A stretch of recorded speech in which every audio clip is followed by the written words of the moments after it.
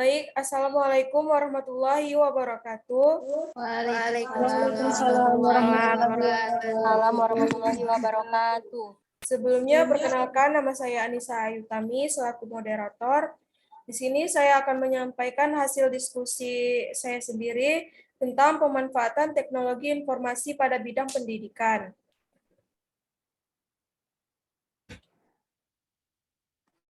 Perkembangan teknologi informasi dan komunikasi ini memberikan kemudahan untuk berkomunikasi dalam bertukar informasi seperti tempat, waktu, dan jarak tidak lagi menjadi hambatan. Teknologi informasi yang berkembang sangat pesat tidak lepas karena adanya pengaruh dari teknik komputer. Kemajuan bidang komputer dan teknologi ini juga memberikan dampak positif dalam bidang pendidikan. Aplikasi pada bidang teknologi informatika dan komputer yang paling berpengaruh dalam bidang pendidikan adalah penggunaan jaringan komputer dan internet. Dengan adanya internet, layanan informasi pada sasaran peserta didik tidak terbatas oleh ruang, tempat, waktu, dan jarak. Melalui internet, layanan informasi dapat diakses sebagai sumber belajar, media belajar, dan dapat dipelajari sesuai dengan kecepatan belajar peserta didik. Media belajar tidak terbatas pada huruf dan gambar, melainkan dapat dipadukan dengan grafik, animasi, video, audio secara bersamaan, sehingga media ini lebih dikenal dengan istilah multimedia. Dampak positif pemanfaatan internet untuk pendidikan, membangun sumber daya manusia di dunia pendidikan harus bisa mengikuti perkembangan iptek. Aplikasi mencakup dunia industri agar semua lulusan bisa memenuhi tuntunan persaingan dunia kerja.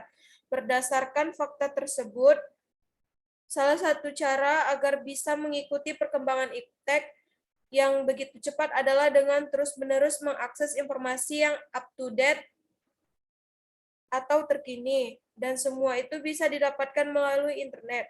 Namun di dalam penerapannya masih memerlukan adanya dorongan sarana prasarana dan kemampuan SDM baik sebagai fasilitator, organisator, maupun pemakai informasi. Dalam konteks pendidikan, akhir-akhir ini telah banyak diperkenalkan sebagai model pembelajaran berbasis teknologi dengan berbagai macam istilah yang digunakan seperti yang pertama, Computer Assisted Instruction atau CAI.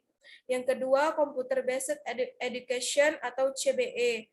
Yang ketiga, Computer Based Training atau CBT. Dan yang terakhir, Computer Based Instruction atau CBI. Ada banyak bentuk pemanfaatan teknologi informasi dan komunikasi dalam bidang pendidikan yang dapat dilakukan, antara lain yang pertama, pembelajaran berbasis komputer. Saat ini, komputer sudah bukan lagi menjadi barang langka, bahkan semua urusan di dalam kehidupan manusia, dari mulai urusan perkantoran hingga urusan pribadi, saat ini tidak bisa lepas dari penggunaan perangkat komputer dengan fasilitas-fasilitas yang ada di dalamnya, tak terkecuali di dalam dunia pendidikan. Oleh karena itu, untuk pemanfaatan teknologi komputer tersebut dalam konteks pembelajaran saat ini telah mulai banyak ditawarkan sebagai macam software yang berisi muatan-muatan mata pelajaran. Salah satunya dikenal dengan istilah Computer Assisted Instruction atau CAI.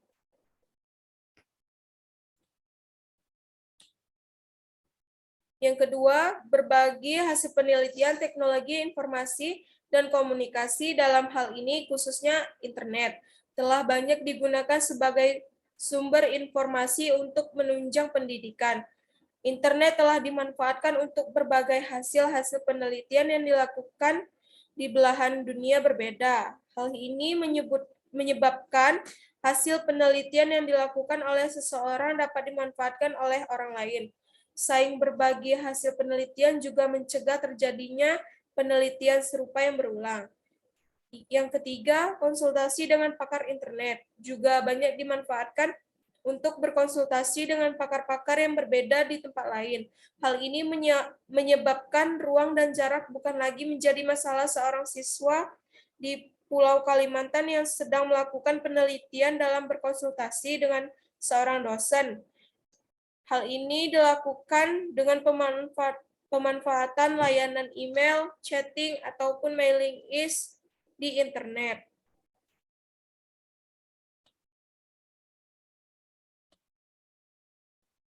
Yang keempat, perpustakaan online.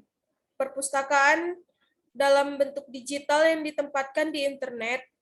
Perpustakaan online memungkinkan seorang pelajar atau mahasiswa dapat mengakses ke sumber-sumber ilmu pengetahuan dengan cara mudah tanpa harus dibatasi dengan jarak dan waktu. Yang kelima, diskusi online adalah diskusi yang dilakukan di internet. Aplikasi diskusi online memungkinkan para pelajar dapat saling bertukar pikiran tanpa harus berkumpul di suatu tempat. Yang keenam, kelas online. Aplikasi kelas online dapat digunakan bagi lembaga-lembaga pendidikan jarak jauh. Materi-materi pelajaran dibuat agar bisa berinteraktif dengan menarik sehingga kualitas belajar di kelas online tidak kalah dengan kualitas belajar di kelas biasa. Keuntungan yang diperoleh oleh para siswa didik dari pemanfaatan teknologi informasi dan komunikasi dalam bidang pendidikan antara lain, yang pertama, dapat mengakses informasi-informasi hasil penelitian orang lain. Yang kedua, akses ke sumber pengetahuan dapat dilakukan dengan lebih mudah. Yang ketiga, akses ke para ahli menjadi lebih mudah karena tidak dibatasi oleh jarak dan waktu. Yang keempat, materi-materi pembelajaran disampaikan melalui interaktif dan menarik. Yang terakhir, yang kelima, melalui belajar jarak jauh, kendala biaya dan waktu yang mungkin tidak dapat dihindari dengan pendidikan biasa dapat diatasi dengan mengikuti kelas online. Dampak positif dan dampak negatif teknologi informasi dalam bidang pendidikan.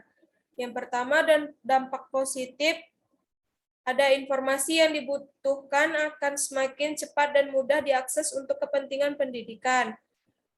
Yang kedua, inovasi dalam pembelajaran semakin berkembang dengan adanya inovasi e-learning yang semakin memudahkan proses pendidikan.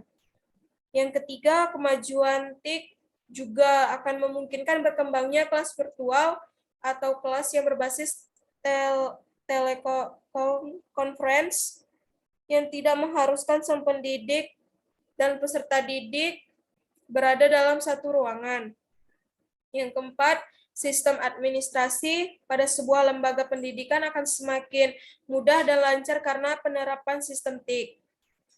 Dampak negatifnya yaitu kemajuan di bidang pendidikan juga mencetak generasi yang berpengetahuan tinggi tetapi mempunyai moral yang rendah. Contohnya dengan ilmu komputer yang tinggi, maka orang yang berusaha menerobos sistem perbankan dan lain-lain. Yang kedua, mempertimbangkan pemakaian TIK dalam pendidikan, khususnya untuk anak di bawah umur yang masih harus dalam pengawasan ketika sedang melakukan pembelajaran dengan TIK.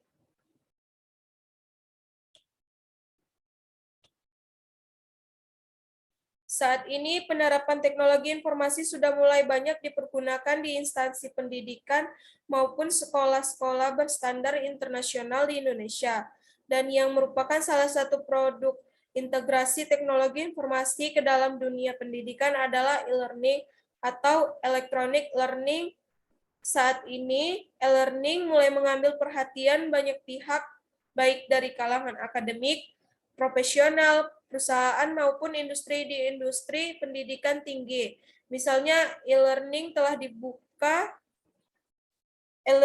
membuka cakrawala baru dalam proses pembelajaran mengajar, sedangkan di lingkungan industri e-learning dinilai mampu membantu proses dalam meningkatkan kompetensi pegawai atau sumber daya manusia.